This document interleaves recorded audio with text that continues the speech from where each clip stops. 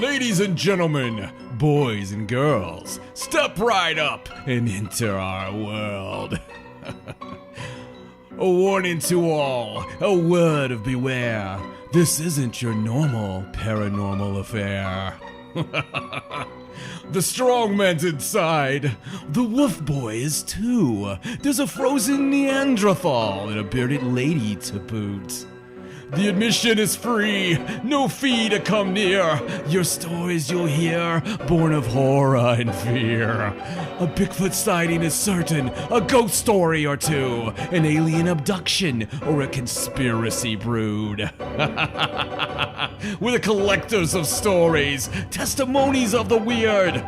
Yes, soon you'll learn much of the world the normal ones fear. Welcome to the Paranormal Sideshow with your host, John and Stacey Edwards of ParanormalSideshow.com.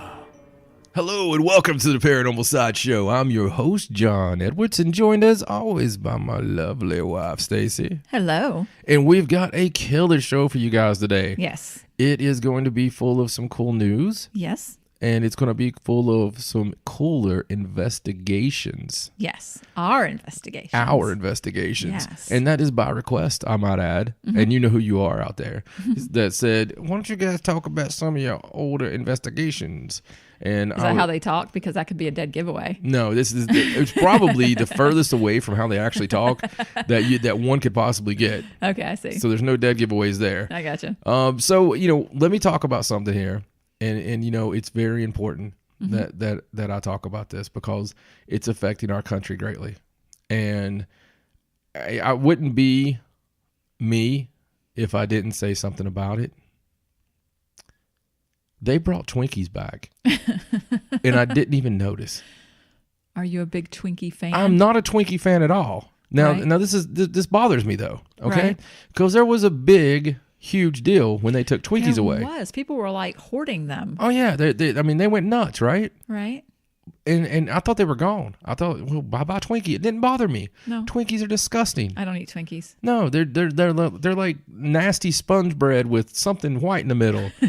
I learned early on, don't eat things with Twinkie. White goo in the middle. Okay. But I noticed at the store that Twinkies were back. Did you know they were back? I did not. I don't look for Twinkies normally, so. Okay, so here's what happened. Either Twinkies are back or Maine didn't get the message. I see. And there's some really old-ass Twinkies sitting in the store. We'll have to check the date on those next time. Yeah, just saying. And of course, I did all that to be a little bit funny because what's facing this nation does not occur here.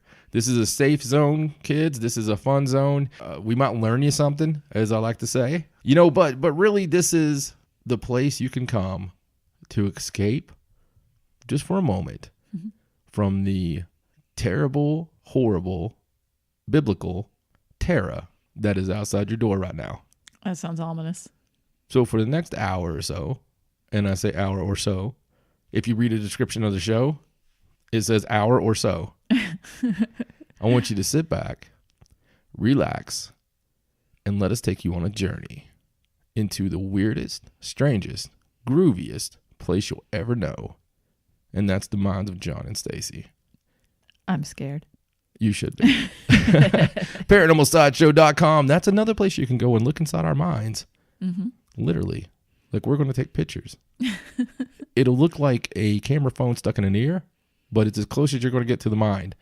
Facebook.com/Paranormal Sideshow. That's where we avoid political drama. On the Twitter, it's at Sideshow97. Another place we avoid political drama. On Instagram, hot damn, it's John and Stacey Edwards. And you know what? I might throw some political drama in there just to mess with you. Mm-hmm. And on YouTube, it's Paranormal Sideshow. Just search it. And also, if you are in a good mood for some laughs, which everybody needs right now, go to YouTube and search The Third Side. That is The Third Side. Check it out. That's our old video show. And the only reason I'm pitching that right now is because we all need to laugh a little bit, folks. We need to laugh a little bit. We need to take our shirts off, stand in front of the mirror without sucking our gut in, and just giggle. Look what we've let ourselves become. Because one time we had a six-pack, and now we don't. Now it looks like we drink a lot of six-packs. Because that's just how it works sometimes. Maybe I'm just talking about myself. Maybe. Because I know sometimes I just get really depressed. Right. And I'll look at my phone and I'll look at an old picture, because I always keep an old picture of myself with my six pack. Right. And I'll take a look at it. I know that picture. Yeah. I'll be like, damn, I miss that guy. I really do. But he was a beau. He was. That guy was no fun. He was. This guy's fun. Mm-hmm. I'm like Santa Claus. I'm like jolly and stuff. I'm not a big mound around, but I mean, I'm just saying I'm a little bit jollier than I used to be. I agree. And speaking of jolly, I want to tell you that we're doing this a couple days later than normal. Yes. And the reason is because we wanted to put it smack dab in the middle. And the reason that we're doing this is for, well, I can't really tell you. It's a secret. It's hints and allegations. But yes. I promise you this, everyone will soon know why we had to do that. And the only reason I'm saying it like that is because it might have something to do with paranormal. It might have something to do with, something you'll be able to see possibly and soon and hopefully. You're not being very mysterious at all. I'm not? No, not really. Okay. Well, anyway, I'll be gone for a week. We'll talk about it when we can. We will. Yeah. So we're doing this show a little later so you wouldn't have to wait so long for the next show. Right. This one's kind of right in the middle of when we're going to be. Exactly. Yeah. The way it worked out. ParanormalSideshow.com. One more time, I'll throw that out there. And on the iTunes, you guys, I really appreciate you going and subscribing. I appreciate you leaving reviews. And if you're listening to it on iTunes, please keep doing that if you haven't done that yet. And if you're listening to it on anything else and there's a review, leave us a good one because we love you. Yes. And speaking of love, it's time for the paranormal news.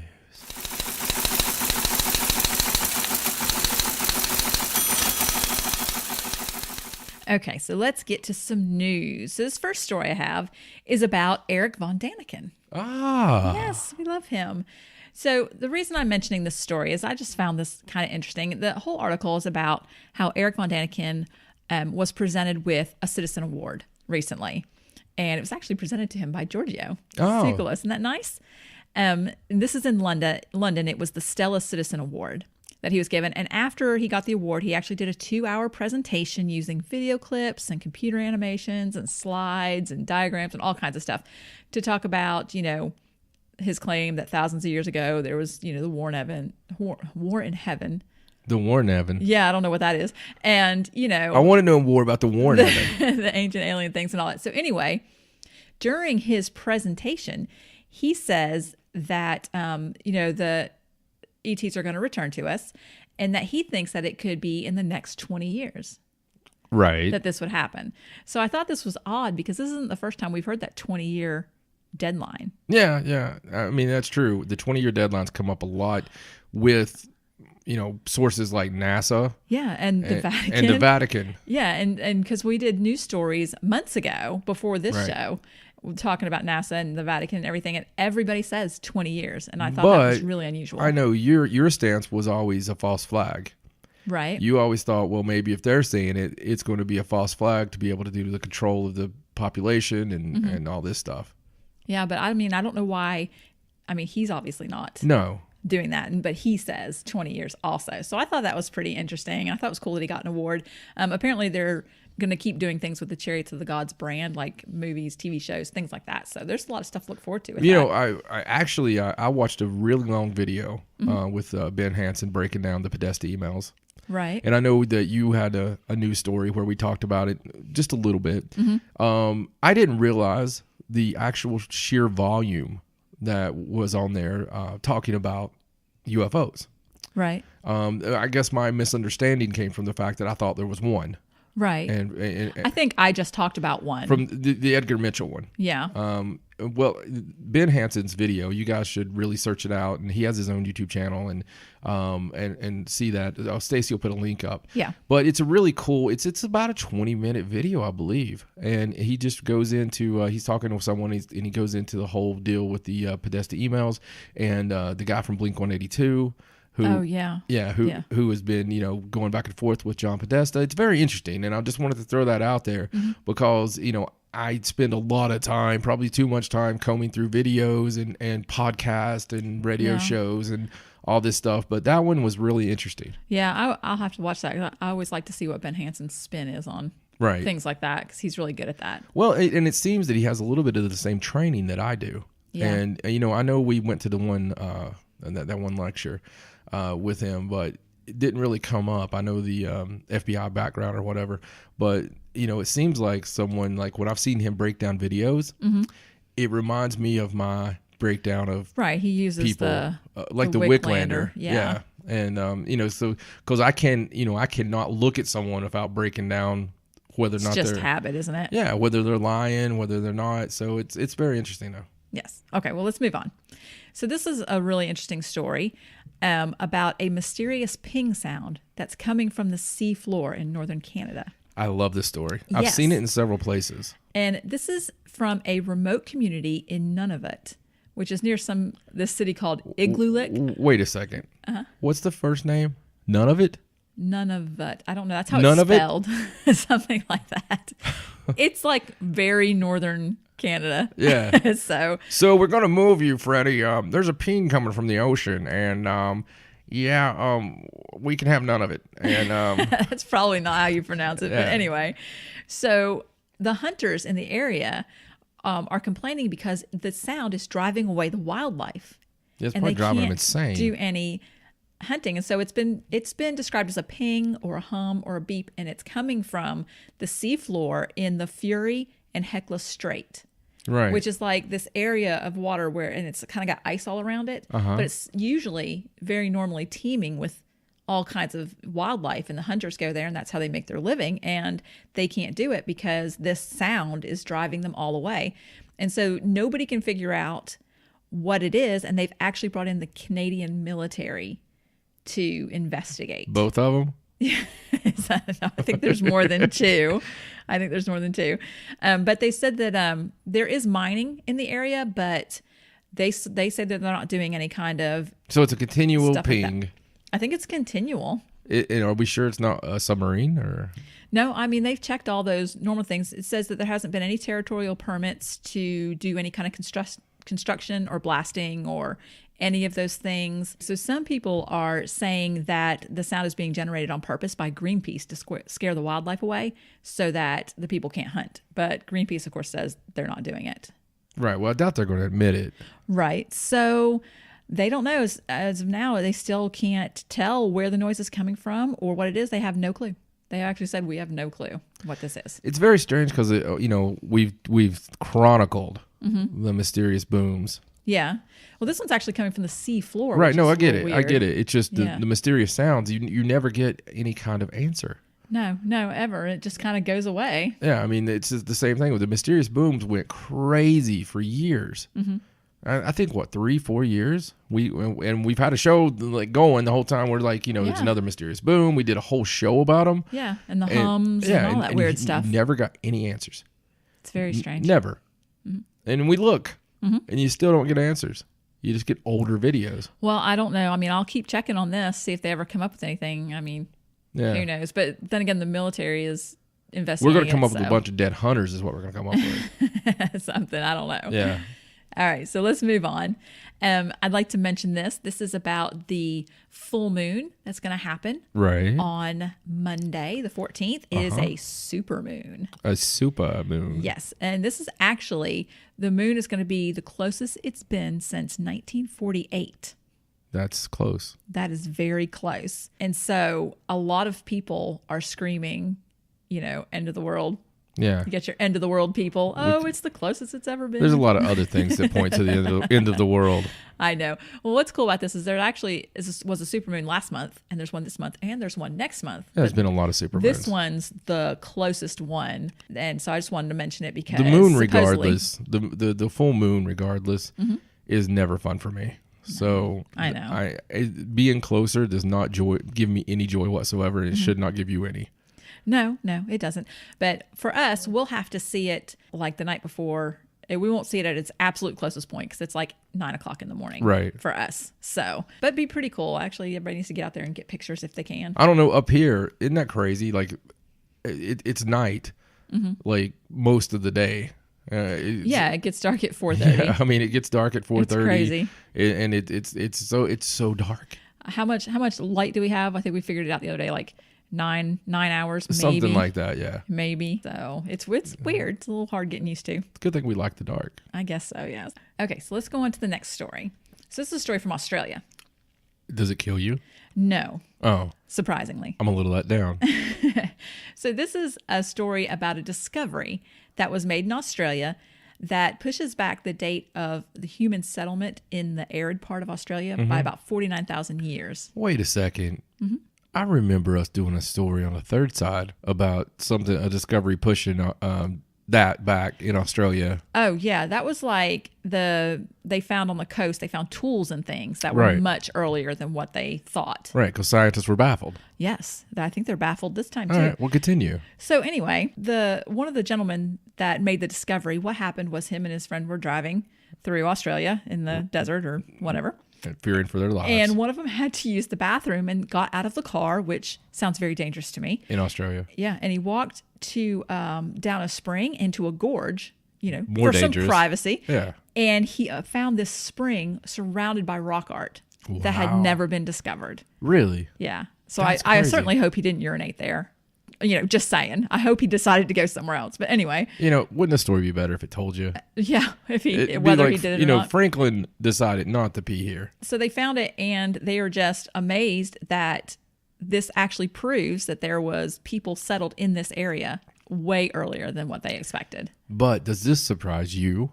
No. After doing this show for so long? No. I think everybody should just decide they don't know anything about anything. I believe scientists should go into it assuming they're going to be baffled. Yes, they should. And I would guess that real scientists, even ones listening to the show, they do know that. That's why you do it, right? Is that not why you explore, to baffle yourself? I suppose. It's like, oh, that's baffling. Yeah. So they actually found, all the art, the rock wall art, and they found some ancient bone tools, and it's like one of the most important finds. That's awesome. That was found because a guy had to go. No, I mean, you know what? That was meant to be found. Yes. It was absolutely meant to be found.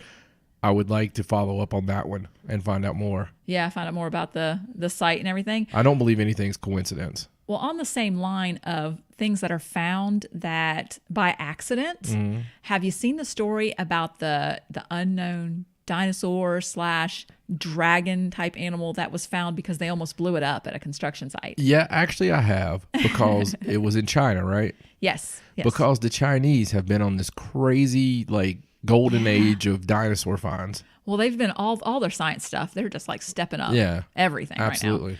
And so this one, it was a construction site, and they were using dynamite to blow up rocks and things like that. And they almost blew this up.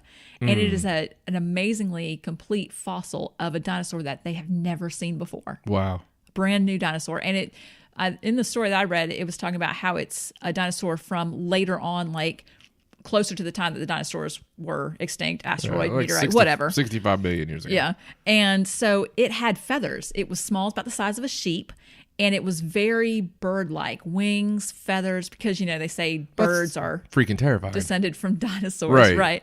So they've just wow, we've never seen. They had to name it and everything, and it just goes to prove to you that they don't really know everything. Right. I mean, it's just amazing that they found a new dinosaur. I mean, it's just the same way you just talked about the, discovery pushing stuff. But we've talked about this forever.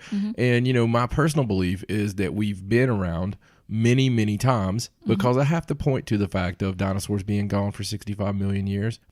We can date back, and if you've listened to the show, you know what I'm going to say. We can date back somewhat 2,000 years. We don't have the whole story. Right. Hello, Dark Ages. But we've got good pieces of the story. Right. Now that's 2,000 years. Let's even be nice about it and say 10,000 years. Okay. Let's go back 10,000 years. But that's 10,000. That's not 100,000. That's not 500,000. That's not 1 million. And God forbid, that's not 65 million. Right. This one actually, it says this one died 72 million years ago. Right. That's what I'm saying, though. Yeah. And the older dinosaurs, the larger dinosaurs, was way back, even way further than that. And that's the amazing thing about this, it's the world that we live on is so full of mystery. And I don't think people open their mind up enough to really take in the fact of how crazy is it that these large building-sized beasts were the thing that ruled this planet. They were the life on this planet, and they thrived. And they thrived for way longer than we have even imagined being around. We've been here for a blip. You know, it makes me want to go back into school and learn about dinosaurs again, because everything that you learn now is different than what we learned. And it will continue. When we were in school. It'll continue to be that way, just like you're finding in Australia. Yeah. You know what? I think, man, throughout that time period, I think that we've been fully advanced. I think that, you know, maybe our energy was in different ways, but I believe we had energy. I believe that we had ways of doing this. And I believe that, you know, destruction events may happen. Right. Whether it's at the hands of someone else or our own hands or whatever. I mean, even look at some of the places where there's evidence of nuclear, you know, disaster, that type heat that turns into glass. I mean, there's so much out there. So much we don't understand. Yeah. It's just, that's what keeps me smiling is the fact of, and that's the reason we do this, is the very fact that we don't know crap. Yeah. Something new can be found by accident, obviously. I think we should just rename the podcast, We Don't Know Crap. and just talk that'd about. Be a little misleading because we do know some things. Yeah, we think we do. Yeah, that's true. That's true. Go ahead. Okay, well, let me tell you about this next story. And this is something that just happened yesterday, which is pretty cool. They had an unidentified object crash in Myanmar. It's a huge metal object that just fell from the sky in like the mountainous region of Myanmar. Wow. Yeah, it's really cool. But there's a picture of it, and you can look at it. It's a cylindrical object. It's about 12 feet long, about 5 feet in diameter. And it just fell early in the morning, and people like thought things were exploding. Like it made this huge boom and lots of vibrations, and nobody was hurt, but it kind of, you know, threw everybody for a loop. Well, yeah. Yeah. So at first glance, some people thought that it was a piece of an aircraft. Like they thought it looked a little bit like an aircraft engine. But government officials say that they haven't identified the object yet, and they're sending some experts in to examine it. Right. So they haven't actually come out. They didn't like go over there and go, oh, this is a piece of a plane. There is another theory that it's China actually shot off a rocket yesterday. And so they think maybe it's a piece of that because, you know, that's close. But again, like I said, they haven't said, oh, that's a piece of a rocket. Well, that'll be interesting to fall back on. Yeah. Like I was surprised that the government went in and saw it and saw pictures of it and couldn't just say what it was. Well, it was Myanmar. I guess so. I mean, you know. I guess so. But I thought that was pretty cool because technically it's a UFO until they decide what it is. Right. Well, it's unidentified. By all technical purposes, you are correct. But that just happened. So that's something I'm going to keep an eye on, see what that actually was. Yeah, very cool. That fell. Okay, here's a quick story. Something I wanted to mention that I'm going to put up on the website that is really cool. Speaking of UFOs, this is a story that was done by Week in Weird, which is a cool site if you've never been there. Awesome site. Check it out. Yeah, definitely. And this is of UFO footage that was taken back in 2012, but they've just done the article on it, and I actually hadn't seen it before. I don't know if you've seen this. It's a video someone's taking of a UFO, and it's the lights in the sky like you normally see with UFO videos. But it just so happens it was storming, and there was a lightning strike during the video. And when the lightning strikes, when they slow it down, you can see the craft in the sky because the lightning lights up the sky, and it's absolutely just amazing. That's awesome. I mean, it's really, really cool. I've seen some really good, really, you know, very few and far between. I think my favorite one is the one on the beach that they kept going back at the same time, and you could see the grays moving around in the ship. Oh, yeah. I remember that one. That was pretty awesome. That's probably one of my favorite ones ever. Yes. So I'll have to go and look at this. I love the ones where you could actually see the ship, you know? Yeah, and because it lights it up. I mean, it's really quick when at real time, but they do slow it down in the video. And this was actually in Guadalajara, Mexico. So that's kind of a hotspotty kind of place. It is, and it's also a lot of population there. So yes. So definitely I'm going to put a link up for that, and everybody needs to check that out. Very cool. Okay, last story. Love this story. Okay, so this is a story about some men from Georgia who were arrested because they plotted an attack on the Alaska Aurora Research Facility.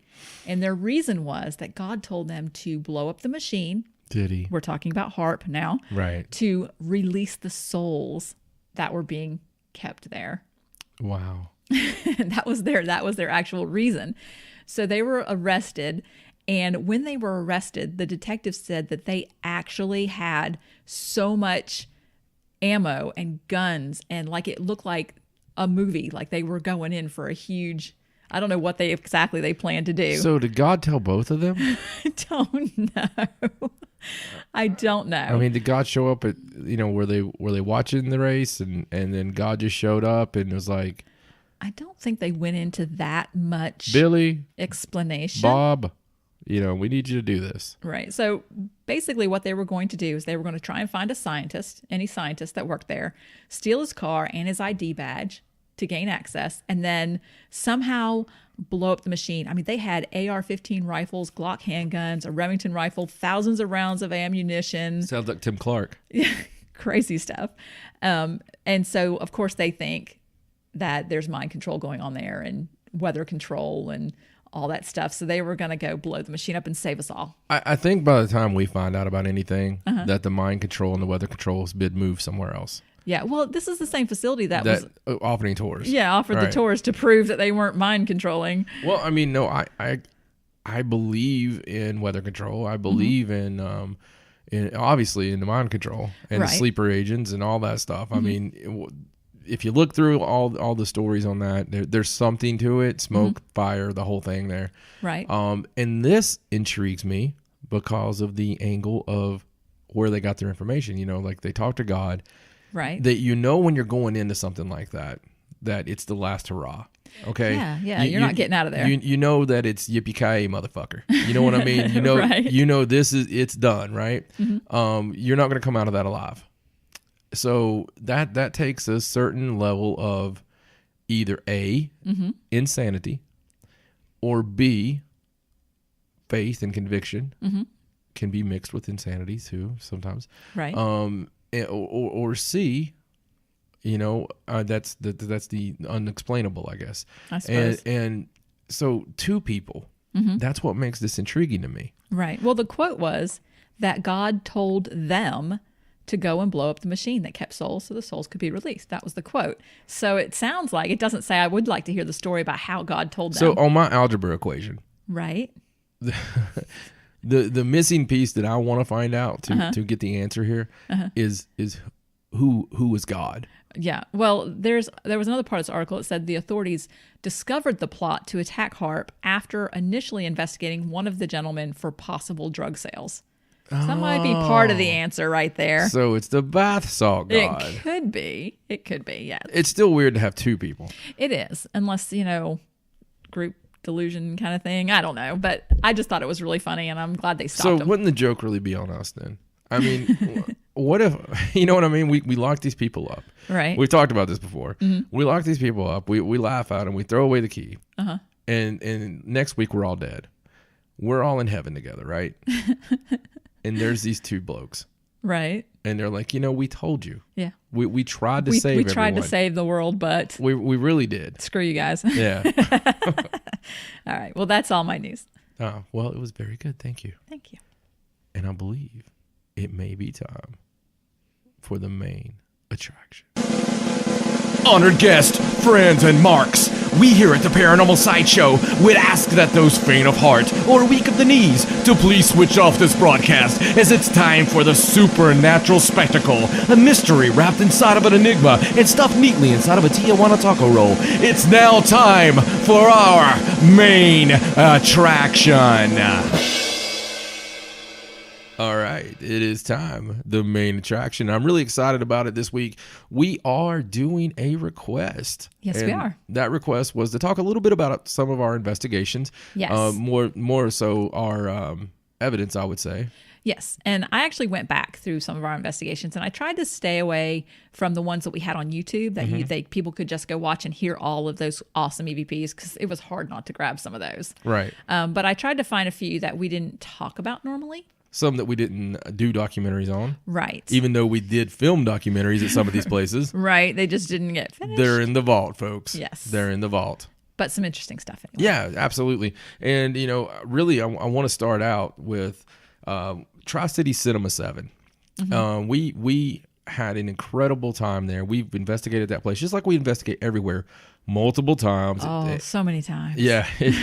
It takes many times to really build an evidence and get to know the spirits there. And right. You got to have a rapport. absolutely. Yeah. You really do. And you have to be able to feel, breathe, and know the building. Yes. Especially when it's severely haunted. This place was severely haunted. Right. It was a movie theater, operational movie theater. They had 7 theaters. Yes. Hence the word Cinema 7. Yes. It was actually it's in a strip mall, but I think that as far as the history goes, that whole land was a farm a long time ago, and then it just got sold off for businesses. Yeah, and that was, through a whole lot of digging that we did, and we made friends with the people who worked at the theater. Yes. So wonderful people. Yes. And we had a really great time investigating with them. We've shot a documentary there. And we overdid it. We had I think multiple. It was 4 camera guys. Yeah, this was the first one we wanted to do because it was so awesome. Right. We really liked it, but it was just too much. It was. It was too much. It was probably the worst evidence we had ever got there. Right. Because it was overkill. And we had, audio boom people and everything else. Too many people. Yeah, absolutely. But this is also the place that we captured a full body apparition walking down the main hallway of the place. We also captured on photograph a spirit, a full body apparition holding a rifle, and it was made out of smoke. Yeah, that was a cool picture. That was Tim Clark took that. Yes, it was a great picture. Their activity claims in this theater were everything you can imagine, and in Theater 7, that's the darkest, most evil theater. Yes. That's where a guy who used to work there, he passed away from a heart attack in that theater. Yeah, he just sat down on one of the seats. But there was also something big that came out of this investigation. And when I say investigation, I do mean a series of investigations spaced over the course of about a year. This place was, one of the cool things before I say that, I remember Paranormal Activity 2 or 3 came out when we were, and we did the autograph signing there. Oh, yeah, and then we stayed and watched the movie. Yeah, which was scary. Yeah, it was great. Because it was in a haunted theater. Because it was in a haunted theater, yeah. But yeah, Stacey and I used to go there a lot, and we would just, offshoot and investigate afterwards. It was fun. It was really, we'd make really sure we saw time. the last movie of the night. Right. And then we'd stay. Absolutely. Absolutely. But this place, it had so much activity. And anything you want to happen there, it would pretty much happen. But what I was getting at was there was a theory of mine, and that is still a theory of mine that has grown by leaps and bounds. And, I have a lot of written material around this theory. You've talked about it. I have. But it's the keeper theory. And the keeper is my own little name for it. But there's a reason for that. And we'll get to that while we're doing the evidence here. But that theory is in a building situation. And I've since come to find out that it doesn't have to be a big building. It could be a house. It could be anything.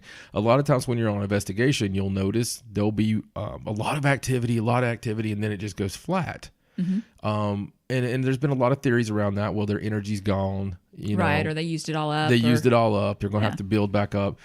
But that always didn't really jive with me completely. I just not for every situation, right? Anyway. No, yeah. I thought that it just didn't seem right, and so not that I was looking for something else or another answer, but doing this, it's just a field of theories, right? And what we come to find out is there's usually a controlling spirit. A lot of times it's usually a darker spirit or an angry spirit, right? Especially in the building situations. And, we found that out. The first thing that popped out in my head was at Waverly Hills. And Tina showed us this security cam footage from the front gates. And there was an orb and it goes out to the front gate. And then there's another one that chases out there real quick and gets it and brings it back.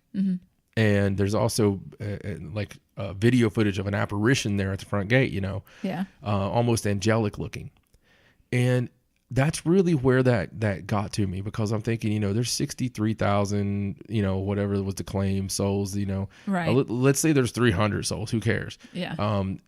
And they went through some really bad times. Yes. They went through They had their ribs taken out just to be able to breathe.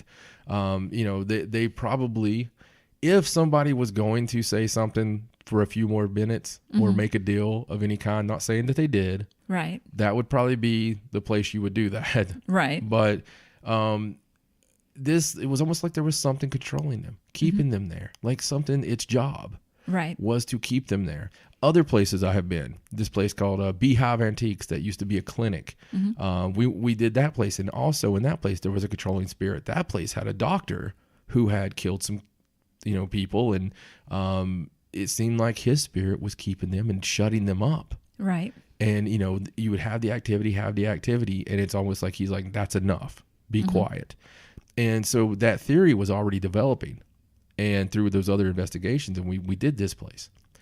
And we got some EVPs, and like I said, little build up here. We'll get to those shortly.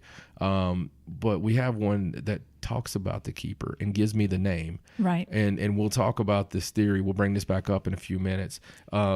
But to start this off, in Theater 5, every theater had its own little story. Right. Yeah, they were all different. Yeah, we made contact a few times with a spirit of a little boy. And his name was Billy. Yes. And several investigators had the interactions with Billy, and sometimes it just felt like you were sitting there with a child. Right. Right. It was light, it was loving, and it was warm. And as much as we would hate to think about a child being a spirit, we came to the conclusion that I believe there was someone that had lived on that property when it was a farm years before. You're right. And their name was Billy, but they died older. And our theory on that was maybe they just liked themselves the best when they were young, and their construct was that of them being young. Right, right. And I think several people got the name Billy. Like it came up a lot. It wasn't just us. Yeah, absolutely. Yeah. It came up several times, and it was the most dominant name at the place. Yeah, absolutely. So it was either that little boy or a demon from hell. One or the other. One or the other. But we have an EVP with it anyway. Yeah, and you'll hear me talking at the end of this, but I'll play it a couple of times. You'll hear it say Billy. It's right at the beginning. If you understand what we're saying. And you can hear it there. Billy. If you understand what we're saying. If you understand what we're saying. Yeah. Which is really cool because I don't know what you were saying right before that. Most likely you were probably asking for the spirits to make themselves known. So right. There Absolutely. it was. And it said Billy. So that one is a little bit lower than our normal ones we get, but you can grab some headphones. You should be able to hear it. And I'll let you set up this next one. Okay. Well, this is one of those times where we decided to record during setup. And we've talked about that before where we started doing that. And we'll talk about that later because I've got some of those EVPs from the other place too. But so this is during setup and I've got my recorder running. I just carried it around with me and we're all talking. You're going to be able to hear us all kind of talking and moving around. And in the background behind us, there's a whisper and it's actually saying my name, which is pretty creepy.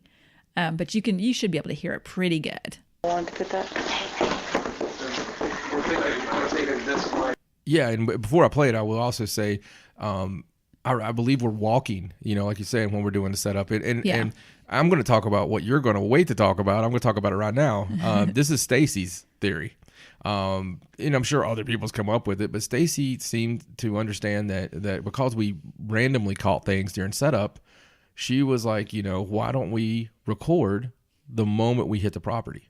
Right. And, it just seems to me like intelligent spirits, when they see you setting things up, they're going to know where not to go, right? Where not to be, and exactly. Where you're planning on being. So for Stacey, she's like, we'll have our best, chance to get everything when we're, throughout the whole thing. And so I was forced to listen to, 18 hours of audio. Well, I tried not to do it for too long, but the funny thing about this was not the first time we were there. And this is my name you're going to hear whispered. And there was a couple times we were there where I actually had some things follow me and stuff like that. So it wasn't unusual that something said my name, I guess, but it is kind of creepy. And here it is. I wanted to put that. It's so cool. And you can tell it's a child. Yeah, and it's whisper, and where everybody else is being loud. It's got a little tone to it. A little bit. Want to put that? Want to put that? Want to put that? Want to put that? Yeah, it's great. That's crazy. Yeah, I love that. Yeah, and you know, I too, I love that one, and we've got your name, you know, quite a bit. Mm-hmm. The funny thing is, though, we've talked about this on the show quite a few times. The guys, girls, anybody we investigated with several teams before Stacey and I really kind of broke off and just, you know, started going out and embedding ourselves with other teams. They would always be like, Jesus, John, you know, you get so many EVPs. Mm-hmm. Whereas we would go on an investigation. This goes back 15 years. We would go on an investigation and there would be 2 EVPs that someone would get, and I would get, no joke, no kidding, 100 EVPs, 50 of which were Class A. Yeah, well, this place was really good for audio evidence. And the thing I liked about this is my favorite times investigating this place was when we were just there after a movie and we didn't have the DVR and the cameras and the setup. We just had the recorders and a flashlight. Right. And that's when we caught some amazing things. And that's still how we do it. Yeah. You know, to this day, we're more notebooks and a recorder, and that's really all you need. But there's a reason, you know, we did come to find out the reason was me, you know, a certain attachment I have. And, you know, then that started developing more and more, even though I couldn't stand psychics. It's so funny. I was so against psychics. And, I know. And it's karma. That's called karma. It is called karma, but I legitimately broke away from a whole team of psychics because I couldn't stand psychics. I wanted legitimate evidence. I wanted everything that we did. I wanted my work to be taken serious, and I wanted everything that we did to be, you know, in my opinion, in the field, the first thing you have that's questionable ruins your credibility. Right. So I didn't really like the metaphysical, but the metaphysical obviously liked me. And, you know, it really, you know, over the years, we learned how to incorporate it. Right. And, you know. Right. And basically what happens is, you know, I'll hear something and we'll back it up. Right. And, you know, I think that's the best way to do it. Well, let me set up this next EVP because this one, I just love this one. This place was just great for awesome EVPs. So this one's going to be really short, but what it is we were in Theater 3. John goes in and he says, if there's a spirit in here, and then after a second, like John's pausing. If you have to understand John, he's very dramatic and he makes long pauses. You have to really get used to that. So he says, if there's a spirit in here, and he's pausing before he continues the sentence, and then you hear a spirit say here. It's real quick, but you can hear it. If there's a spirit in here, make a noise. If there's a spirit in here, make a noise. I also like that one because you sound very Southern in that one for some reason. I don't know why. It's like all of a sudden that night you just must have been in Southern mode or something. Yeah, well, you know, that happens sometimes. And now I'm going to set this one up. Okay. All right. So as I mentioned, the attachment, and any longtime listener all the way through from Haunted South through Third Side, it's not that big of a secret. Right. I have an attachment from an investigation at Major Grand Mansion, and it's Betty. And so I capture Betty quite often on audio. And a lot of times I'll just get, you know, Betty saying the name Betty, no matter where we're at. Right. And we'll get it. We'll usually get like 4 or 5 of those EVPs. Yeah. The cool thing is you know when it's her and you'd be like, oh, yeah. It's funny because most people where they'd be like, oh, EVPs, you'd be like, that's just Betty. Yeah. It's fine. Get rid of it. And the spirit box too. Yeah. We always get it on the spirit box. But this is one of those occasions. What happens, Stacey actually had to cut off that end part because it was not audible enough to really play over the air here. Right. But there was a spirit that says, I'm talking, and they say, wow, he's crazy. And the end part says, no, he cares. Right. And what I'll do is I'm going to put all these EVPs files on our website on the page for the show. And I'll actually upload the longer version that has the no, he cares, but we couldn't play it on the show because it's pretty faint. Yeah. So, and just so you know, I am eccentric. And, you know, I have a good time, but I have a very professional life that, you know, I take very serious, and it's a pretty highfalutin one. Crazy? No. Passionate? Yes. So this was very personal for me because this spirit was saying, wow, he's crazy. You know, because I'm talking to that dead person who says, wow, he's crazy. The other voice is, no, he cares. And it's a very personal EVP for me. But here it is. Will you do it at center stage? Sounds like a person. I mean, just a person. It that's does. sitting there. But I do want to point out that this was an EVP session. Yeah. One of the things you know about John when you investigate with him is when he's doing an EVP session, nobody else talks. Other people don't ask questions. If he's asking questions, he asks questions. If I'm asking questions, I ask questions. We don't jump in on each other because that way nobody else is talking. And it was the same with this, even though it was a group, everybody knew, no talking. So we know for sure this is definitely not a person. Yeah, I'm definitely not. I'm a leader in my other life, and I'm a leader on these investigations. And if there's a sniff, a whiffle, or a fart, you better tell me. And I dare say nobody would call you crazy to your face. No, they wouldn't. So I'm going to play this a couple times. Okay. Will you do it at center stage? Will you do it at center stage? Will you do it at center stage? It's just amazing. It is. And like I said, I'll upload the longer version. So when you listen to it, you will need headphones, but it says you can hear the wow, he's crazy. And then as it goes on, you can hear no, he cares very, very faintly. Yeah. It's like a whisper, but it's pretty cool. So I'll let you set this next one up. Okay. So this next one's one of my favorites. So this is one time we were investigating and it was you and Pat. And if you don't know who Pat is, check out our Kingsport Grocery Company documentary, you'll see him. But John and Pat together always got great evidence. Yes, we did. Especially at this place. Something about this place. I don't know if it's just their personalities really rubbed it wrong, but Right. you guys always got like the craziest stuff. Pat and me are very much alike. We're so much alike that it's hard for us to stay friends very long, but love the guy. Absolutely love the guy. I wish, he wasn't so far away, honestly, but he was a great investigator. Oh, yeah. and a great partner. Yeah. And we always were on the same vibe. We were always on the same level. So it was one of those things where we could look at each other and we just knew. We knew what was going on. And we also gave off the same type energy. Right. Pat is also a light. And he has a lot of paranormal things happen to him and come to him, and just have surrounded him his entire life. And he's also that bigger than life personality. He's a front man. He's the perennial front man, and he's 6'7". He's just that guy. So usually when we're in a room together, we're two of the bigger guys. We're the two biggest guys in the room. Yes, you are. And anyway, this one is in Theater 7, the infamous Theater 7, the most haunted theater. And you guys I don't know what you were doing. Pat actually says, you're really pissing me off. I don't know what was going on. And there's an EVP of a spirit that says, oh no, like whispery, but very sarcastic. You're really pissing me off. If you want us to... I love it. I love that one. And here's the crazy thing about this. To me, it sounds like Pat. It's not. Right.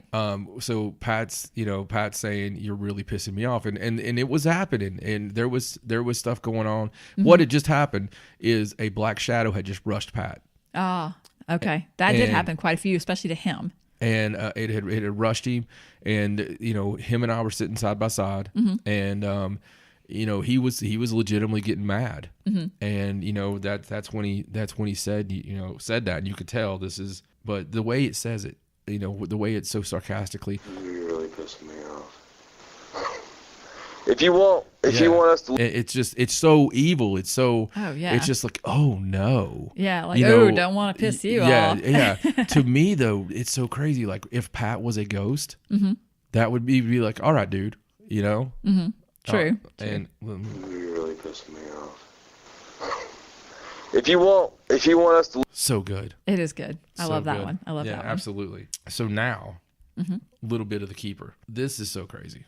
There's 2 EVPs from 2 separate investigations, folks. That's what I find so amazing about it. So let me say it again for all you paranormal enthusiasts.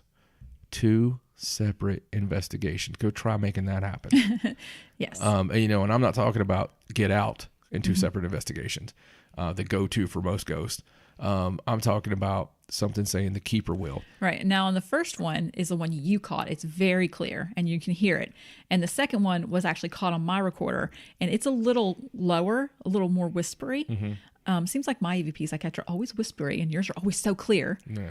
But anyway, but it's the same phrase, and you can tell that it's the same phrase. Right, exactly. And this is it. This is the keeper, the person who holds everything together, the jailer, if you will, the prison guard. And in this place, it was an evil son of a bitch. It really was, and it was holding these other spirits at bay. This is where the whole theory came from. This creeps me out to this very day. I was asking, who's gonna keep you from talking to me? Right. Now, this will actually have both EVPs, and there'll be some space in between. So this is 2 separate EVPs just playing together.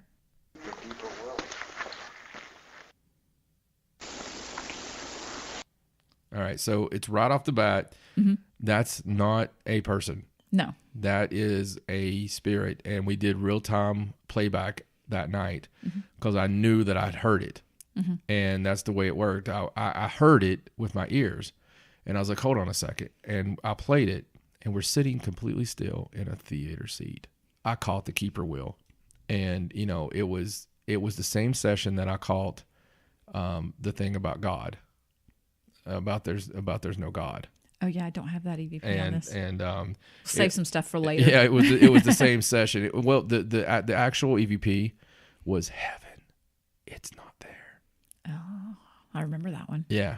I listened to that EVP so many freaking times because that's where I thought this thing's demonic. Right. And I hate to jump to that, but to throw that out there at you, that kind of doubt, I was like, if there is demons. Right. Let's just play it again. Now remember, the second time it comes on, it's really faint, but it's there. You can hear it.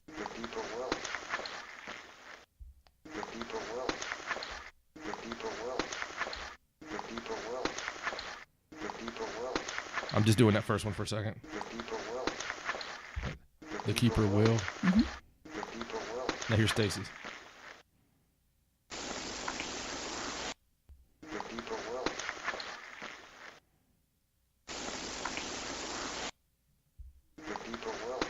And now Stacey's. It's crazy. Yeah, and you can hear it there. It is whispery, but you can hear it. You can hear the really plain. Yeah, it's the keeper will. Yeah, those are cool. Yeah. It's interesting to have those EVPs from your theory. No, yeah. I mean, that's what named it. Yeah. Like I said, I already had the theory. Right. It's just I didn't have a name for what I was going to call it. Right. So let me set up this next one. This next one's really awesome. It's going to give you goosebumps probably. But this one was one of the times where you and I were just there after a movie. And it was just late at night. And the awesome staff there let us hang around afterwards and, do a little recording, a little investigating. And so we went upstairs. They would let us go upstairs. And it's where all the projectors and stuff were. And there was a lot of activity upstairs. It's almost like things hit up there a lot of times.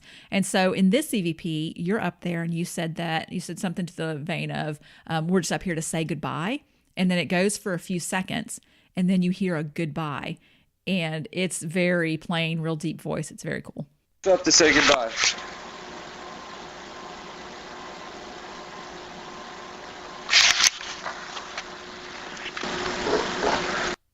Yeah, you hear it there on the end. It's there at the very end, guys. Yeah, and we always, and let me say, for investigations, give them room to talk.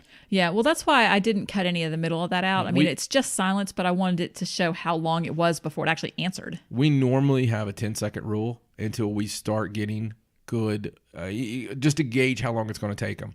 I don't know if that's if you imagine a bubble in front of you, okay, to the other side, and the vocals from you go through that bubble, and sometimes it seems to take longer.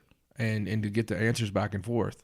So, and sometimes they're lickety split, they're right there. Oh, yeah. So here we go. It's up to say goodbye.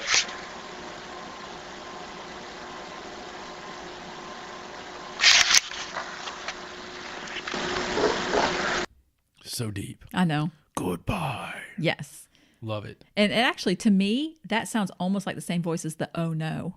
It does. From the With You and It's Pat. exactly the same voice as the "Oh no." Yeah, the deep thing. And this next one, I think, is maybe the same voice. And this is your favorite. I'll let you tell the story of this one. Oh my God. So this is Pat and I. and we're hearing stuff outside of the theater. Mm-hmm. We're all in the theater, all of us. And I'm talking, when I say stuff, I mean bangs. And when I mean bangs, I mean kicks. And when I mean kicks, I mean earthquakes. Mm-hmm. And they were just happening everywhere. So the two alphas leave the theater. Pat says something, and it answers. Now, I know what it means now. At the time, I didn't really understand what it meant. It's going to be similar to something I get at another investigation that we'll be playing at EVP later, but I have attachments, and I draw spirits to me. So a lot of times, it's not that we're looking for it, it's that we're walking with it. You'll hear Pat say, "Oh yeah, dude." I'm saying at the same time, we just walked through something because we, felt the energy. And the spirit, you'll hear, says, "Walking with it." Oh yeah, dude. We just walked through something. Whoa, dude. What? Oh yeah, dude. We just walked through something. Whoa. Oh yeah, dude. We just walked through something. Whoa. Oh yeah, dude. We just walked through something. Oh yeah, dude. We just walked through. Oh yeah, dude. We just walked through something. Whoa. I mean, that's so. I know. I love how it always sounds like they're right up on your recorder. Yeah. Like they're right up on top of it. But definitely, probably the best one that we got from Tri-City Cinema. I don't know.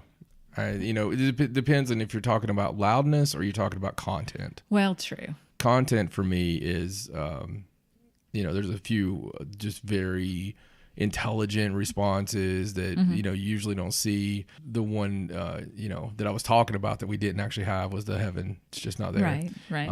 That to me was powerful. There was another one that talked about Ashley. There was a lot of things. I was attacked severely in the one and left in a heap in the the give him pain one. No, yeah, that I didn't get that one. That's probably my favorite one. Just because it's so powerful. It says give him pain. Right. And it was talking about something I was going through at the time, something personal I was going through, and I was going through a tremendous amount of pain, and emotionally the hardest thing I've ever went through in my life. And this thing was playing on it. It was giving me these weird, sad thoughts, and it was not normal. It was paranormal, and it was almost making me want to cry thinking about this. I'm heaped over. I'm done. I'm spent. My legs won't work. I'm in a fetal position up against the wall on the floor, and I capture this. Give him pain. Right. Because that's what they wanted to do, and that's what they did. Well, that place is really crazy. It's still open, still a movie theater. Yeah. So, Absolutely. We'll have to get a hold of our old friends and let them know we talked about this. Oh, true. On the show. So something weird happened. We don't do the show live anymore as we did back in 2010 because we're haunted. And, there's been a lot of things happened over the years to us. And the funny thing is, crap happens to us every single day. There's not a single day that goes by that something paranormal doesn't happen to us. You can believe it, you cannot believe it. I don't care. But it's just the way it is. It is. So we're sitting here, and I'm trying to queue up the Walking With It EVP. I alluded to the fact that it was exactly like another EVP. I called it Another Place that we're going to play for you guys. That alludes to the fact of having something on me. Right. Okay. And that's really like that one. Like it's deep. Right. Yeah. And dark. Yes. And it's letting you know, walking with it. And the other one, we'll get to it. It's they hopped on your back. And what's funny is a couple of psychics that we went to after that were, hey, it's on your back. And funny thing was, we went to Scarefest, and at Scarefest, every freaking medium in the place, because my head was popping, was coming up, and they would give me weird looks, and they were, and Serena damn near had a fit. Right. Serena Gordon, when she did the reading on me, and she was like, holy cow, she is strong. She is so strong. And we had seen her do it for 3 days. She had done readings. This never happened. And she freaked out. And, because of how strong it was. Chip Coffee, loving, wonderful Chip Coffee, 2 different things happened. He walked by our booth, and it's so humorous. People will walk by and they'll just kind of like look over and they'll keep going. He looked over and did the biggest double take, and we were all just sitting there. We were pooped. It was late in the afternoon. Yeah. We'd been signing stuff all close to day, the end. giving stuff out. And Chip Coffee walks by, and I'll never forget it. Every one of us put it over because it was like he's seen Beelzebub right on behind me. He looked right at me. Stacy and I went to a group reading. Yeah, we went to his reading because we like to watch him. Right, with Chip. And when we were there, there was probably 300 people in that room. You never think, everybody, you're always sitting there and you're kind of hoping they pick you. Come on. It's just the truth. When that's what we talk about on this show is the truth. So when you go to a psychic, you're always hoping that they pick you, And they always tell you, think about what your question or whatever. Right. And I'll be damned if he didn't point right over to us. He And did. we were midway down left row. No reason for us to be picked. Right. And, felt this strong female. Right. And the funny thing is he was going to do the reading for me. Right. And but he kept getting the strong female presence. And at the time I was like, I have no idea what that would be. Right. But we know now, of course, what that is. Yeah, exactly. But it was funny. She was very overwhelming. Very cool. And it was overwhelming to Serena, too. It was. At the same time. It was. Too much. Let's move on to our next investigation we want to talk about. And this is another one that was really, really cool. And this was in Kingsport, downtown Kingsport. And it was a building, an office building. And if you know anything about downtown Kingsport, Tennessee, it's very haunted downtown. It has water running underneath it all. It's very old, historic area or whatever. We've done the whole downtown. We've done lots of different places. Yeah, same. Of course, Kingsport Grocery Company is kind of in the same area. People either know we've done their place or they don't. Right. Because Wes, who we used to work for with Haunted South, he also runs the local channel, the Kingsport channel. Right. And he films all the local government. He does, the elections and all that stuff, but he's always done that. Right. And ran that Kingsport channel. So he had access, and, and I would be in there helping him, and we would film court proceedings, and we would film basketball games and everything, Right.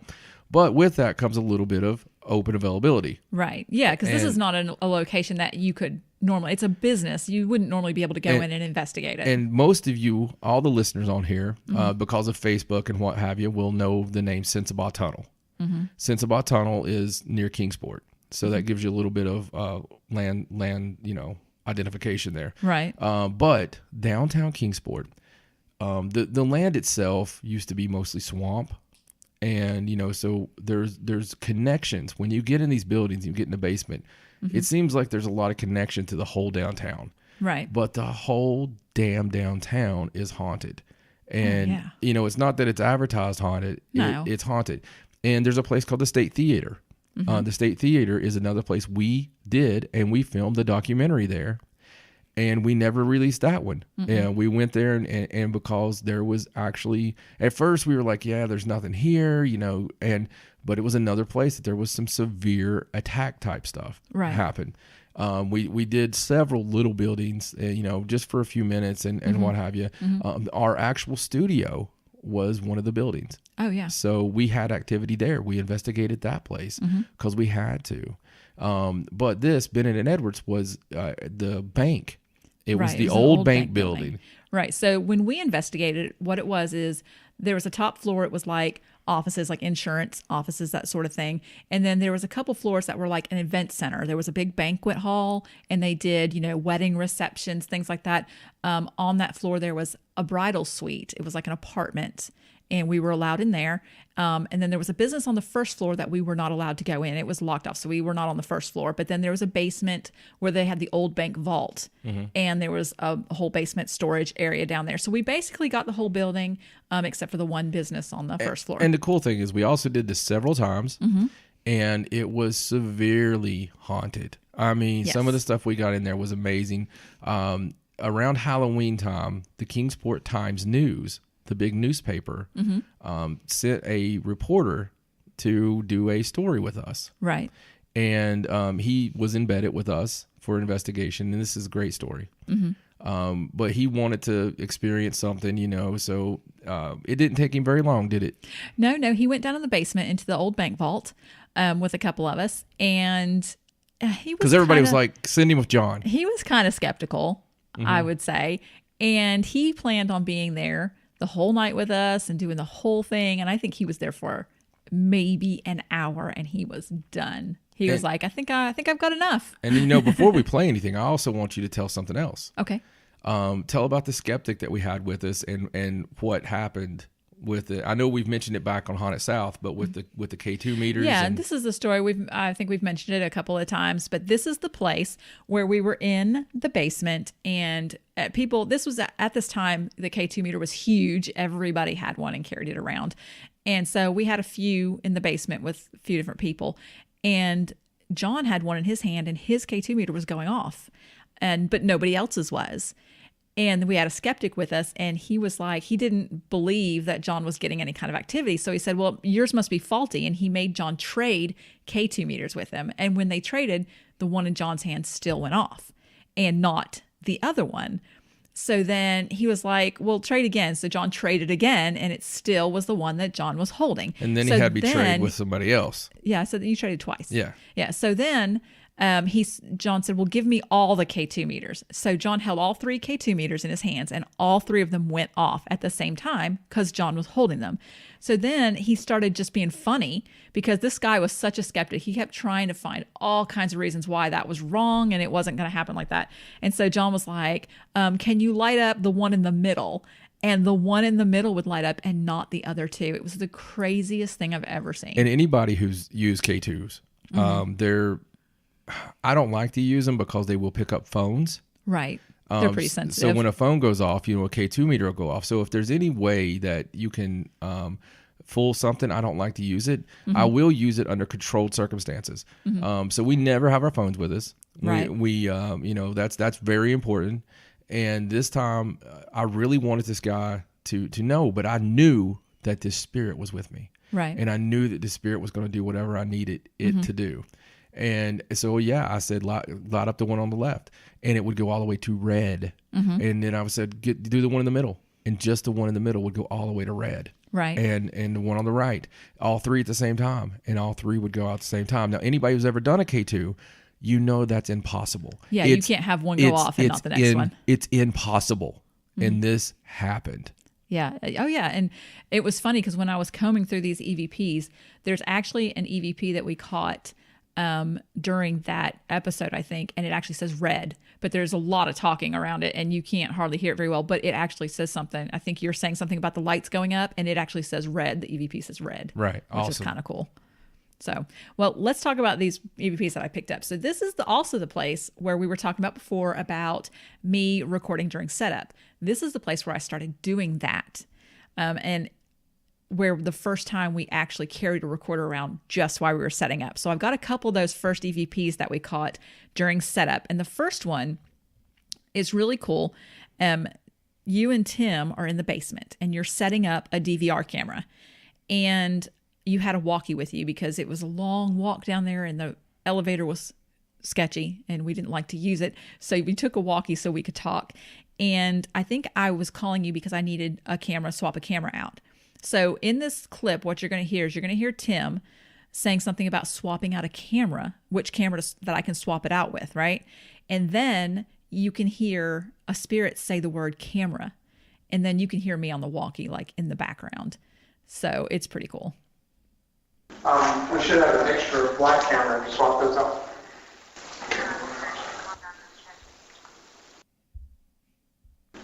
We should have an extra black camera to swap those out. So good. That is cool. And I think the reason I sound so far away is if I remember correctly, the walkies didn't work in the basement very well and you had to walk out to the stairwell right. to talk to me. But yeah, that was one of the ones. And so this next one is the same time. This one's funny. Yes. And this is where you guys are actually still setting that camera up and you're trying to get the right angle on it. So in this one, you're going to hear Tim explaining the angle of the camera, what it's getting or whatever. And then you say awesome. And then Tim says, okay, that works. And then there's a spirit that says good. Like he's commenting on. He approved with of the way view of the camera. It's really good. Awesome. Okay, that works. There, something across the room. That's Tim. Okay, that works. Good. Yeah. Love it. So either good, he likes that camera angle, or good, I'm not going to go over there. Yeah. I know because where I that's know at. where it's at now. Yeah, exactly. Yeah. So this next EVP, I love this one. Now this one is for the trained ear, and I will say that. Yes. And when you do audio for so long, your ear trains to what's not normal, what's not there. And as I've said before, when I review evidence, I build a construct of the room I was in or the hallway I was in, and I walk every step again that I took before. Right. And in this particular one, we're sitting in the bridal suite of the Bennett and Edwards building, and we are on the couch, and we all see, Tim, Stacey, myself, we see this bright orb on the counter in front of us, and it's probably 8 feet away. And it's a true orb. And at the first of the EVP, you'll hear Tim, amazed, say, that's a true orb. Yeah, because it was bright. I mean, it was crazy. You'll hear him say, that's a true orb. His camera is there, and we're going to take a picture to try to capture what the hell that is. And when the audio gets maximized, when the selection that we've made louder, as soon as that starts, as soon as you hear the audio go up, you're going to hear one spirit say, turn that camera off. And then the other spirit, louder, just simply says, camera off. So if you're just listening to it and you don't know what you're listening to, and I'm not trying to tell you what it is, but I've listened to this so many times, you would just hear maybe some, and then you would hear camera off. But what it is, it bumps. It's almost like a rhythmic, and it goes, turn that camera off, and then it goes camera off. So here it is, guys. That's a true orb.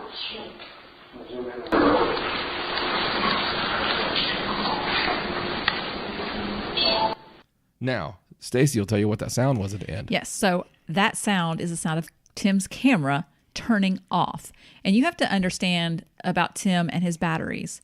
Tim doesn't go anywhere without a fresh battery. He has tons of them, and he replaces it constantly. So when we went in there, he had a fresh battery. Yeah. And all of a sudden, it just went off, and it would not come back on. Completely drained. Yeah. Completely. And full battery. And when we joke about that, Tim was the tech guy. And anybody who listens to Haunted South loves Tim. Everybody loves Tim, but Tim never screwed up with that. No. It was always full batteries. He had a whole bag of batteries. Yeah. But this was full batteries. We had him charging on cycles and stuff. Digital readout, super nice camera, and it turns it off. But you hear that as soon as it gets loud, turn that camera off. And then you hear the sound of the camera going off. I'm going to play this a couple times. Okay. That's a true orb.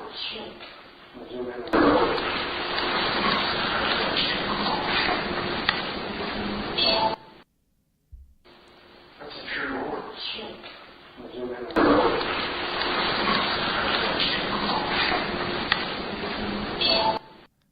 So we call that turn that camera off because it's Yeah. that first voice is complete sentence, turn that camera off, and then camera off. Yeah, and if you have to, grab a pair of headphones and listen to it over and over, and you'll hear it. It's there. Yeah, it's amazing. It is amazing. Truly amazing. I'll let Stacey set up this next one. Okay, so this next one is we were upstairs.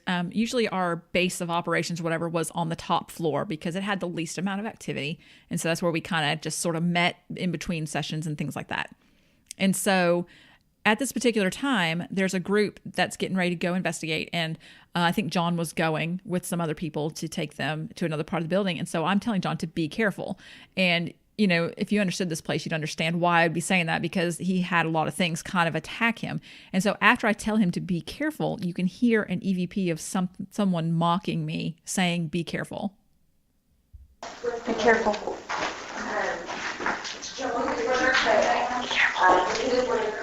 So it's terrifying. Yeah. The very first of it, that's Stacey, and I'll talk as we're listening here. Okay. Be careful. That's Stacey. That's not Yeah, because why would I whisper Be it? careful. Stacey. not. Yeah. Well, I mean, listen to all of us moving around. I mean, why would anyone whisper? Yeah. Yeah, it's great. Isn't it weird? It's so great. I wonder, it's obviously another spirit telling you to be careful.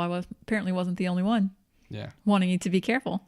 All right, so there's just one more from this location that we want to play, and this is the one. This is the. It's just crazy. I'll just let you talk about it. It's insane.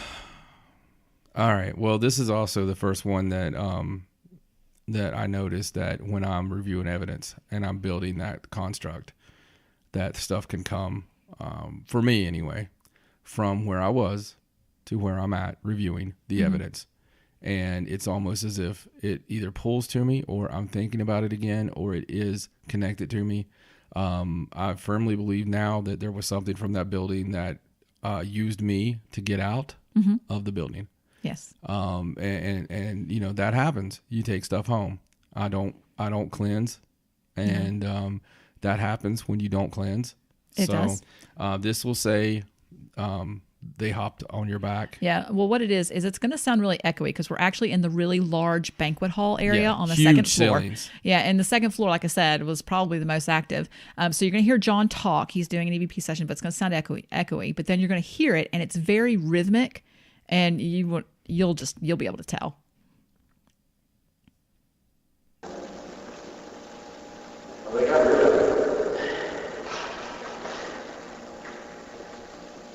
So, like she said, it's very rhythmic. It's you can tell it's in a huge room, and it's the way it goes is they hopped on your back.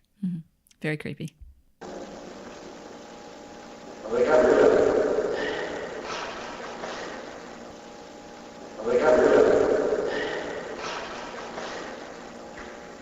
It's they hopped on your back. Something else I find really interesting is you can tell that when you're talking, it's very echoey, but the EVP is not very echoey. Here it goes.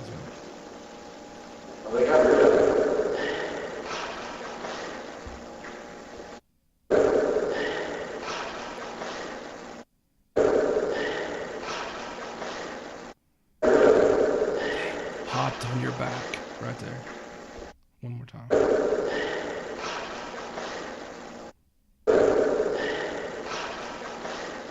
Yeah. Oh. So creepy. Yeah, it really was, because it's such a big empty space. I remember when you found that during your review. I mean, I don't think you were the same for a while. You were kind of just like, you just put everything down and you were like, oh my God. And you stopped going over the evidence. You were like, no. And that's happened many times that you don't even know about. Oh, I can imagine. I can imagine. There's a lot of things that I've heard and I've had come through that I don't tell anyone. I'll never tell anyone. I've got some EVPs that are such good evidence that I should really use them.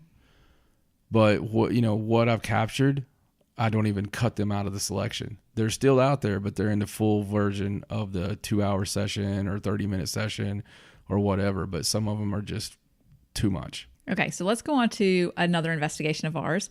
And this was one that we really enjoyed. It was the Johnson City Community Theater. And we had a lot of friends there, and they invited us over to investigate. And it was like some of the best times we've ever had. Yeah, and we love all the people. We love them to this very day. Lifelong acquaintances and friends. Yes. Joe and Franny and Keely and April and Rachel. Yes. Just the most wonderful people ever. They all do the theater in some form or fashion. Right. And we love that building. Yes. It was an old church. Yes, before it was a theater. Right. It was an old church. So we always wondered how the people from the church must feel about the things that happened and some of the plays they put on and the kind of stuff. But everybody there was full of light and full of love. Yeah, and we never really found anything really sinister at this place. And one thing I thought was really interesting is not only was the building, it used to be a church, and then it was a theater for a really long time, but the way, how community theater is, the way they get their props and things like that is they have things donated from estates. So the building is full of clothes and items and things that came from, estate sales and donations, and how it is when you get mishmash like that together, you never know what you're going to get. Right. So this first EVP was caught on a static recorder. Yeah, it was just a recorder we had sitting somewhere. Yeah, so and we always put out a few of those, but it's very whispery, but you can hear it if you listen close. It says, "I'm right here." And the thing about it, it goes, "I'm right here." Mm-hmm.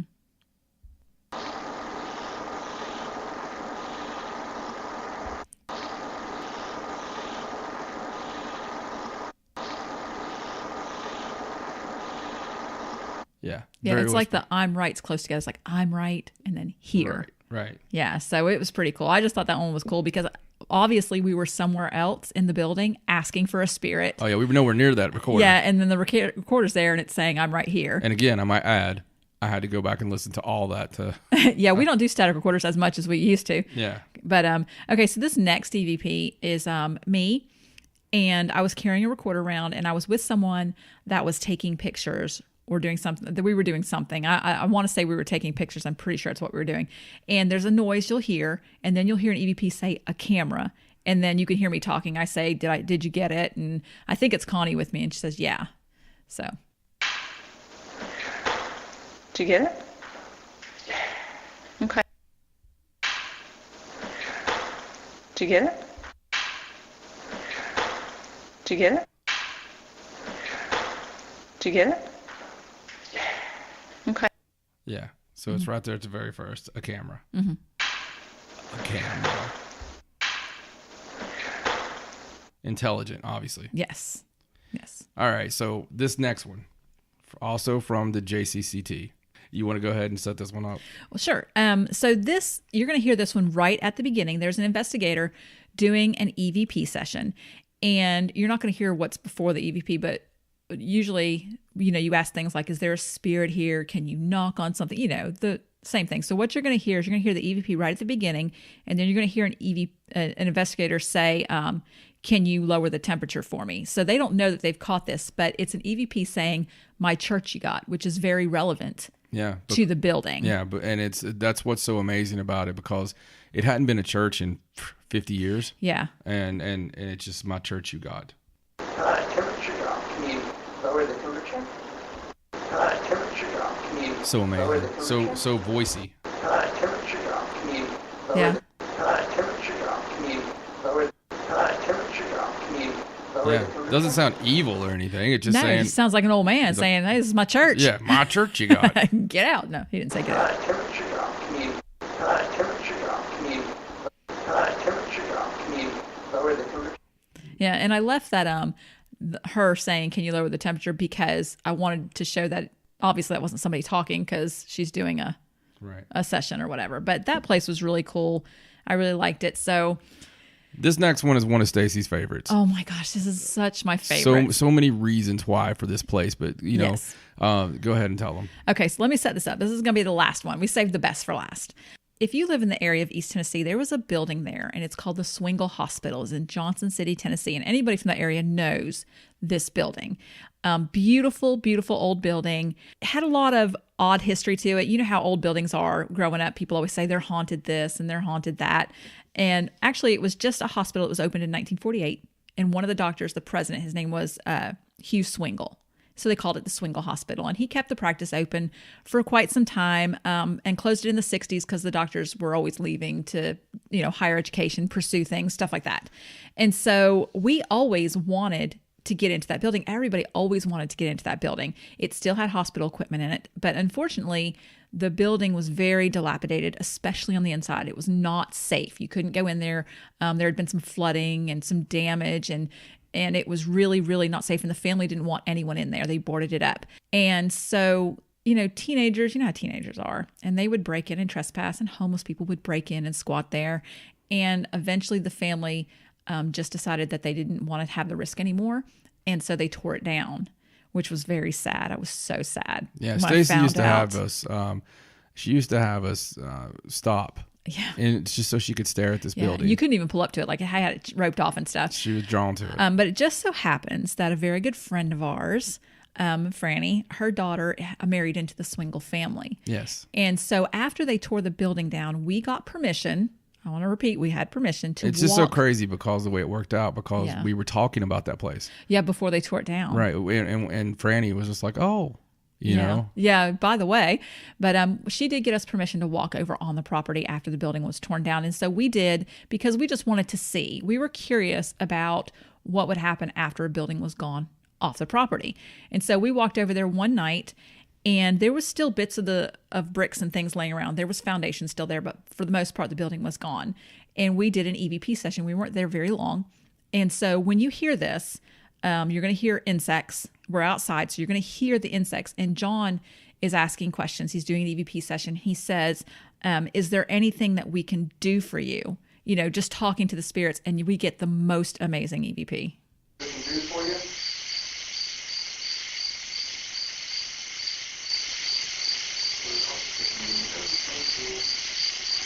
Wow.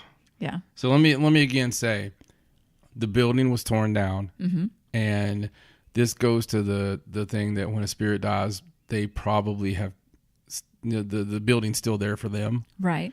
But it sounds robotic. That is not anything that's been done to it. The only thing I ever do is maybe amplify a bit. That one has only been amplified for the purpose of the radio show for this. And it says Class A at the very end of it. We're not in need of helping. Yeah, which is what I think makes it so amazing.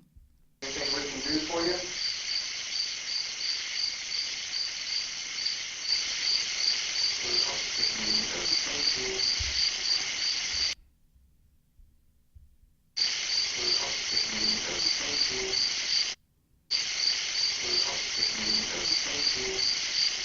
It's so amazing. It still gives me goosebumps. Just the impact of that statement, the fact that it's an EVP, and the fact that they're actually saying, they're answering you because you're saying, is there anything we can do for you? And it's saying, we're not in need of helping. Yeah. I mean, which just proves that there are spirits out there that don't want you to cross them over or think that they need to go anywhere. And the fact that they're still there, even though the building was not there. Right. I mean, there were parts of the building there. I probably should have took a break. I didn't. Right. But yeah, that one has to be one of my favorite ones you've ever caught.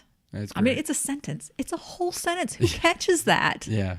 You've caught more than one. Yeah, it was great, and we've had so many over the years, and we've been doing this for a long time. Thankfully, we still catch wonderful, incredible evidence, and just really blessed to be able to do this.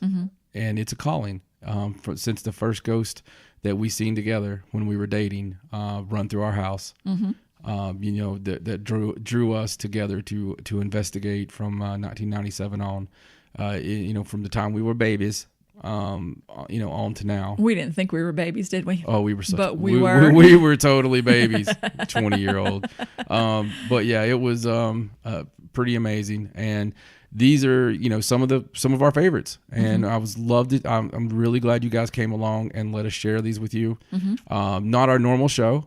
And no, but I thought it was interesting. We won't have many shows like this. This is, I would like to know what you think, though. Would you like there to be more shows like this? Yeah. Let us know. And the best way to let us know is paranormalsideshow.com. That's your address for everything EVP. Right. Facebook.com/paranormalsideshow. On the Twitter, it's at Sideshow97. On Instagram, it's John and Stacey Edwards. Like us on iTunes and leave a review. This was a personal episode. Yes. For us. And I do want to remind you that if you want to listen to these EVPs again, you don't have to go back through the episode a bunch of times. I am going to put them on the website. You just go to the website, go to the podcast page, and there's a link there for this particular episode. You have to go to the page for this episode, but then I'll have all of the sound bites listed there for you, and you can listen to them as much as you want. So I hope you guys enjoyed it as much as we did. We'll be back very soon, and much love to all of you. And you know what? Go give your neighbor a high five instead of setting anything on fire for a while. From my lovely wife, Stacey, my name's John.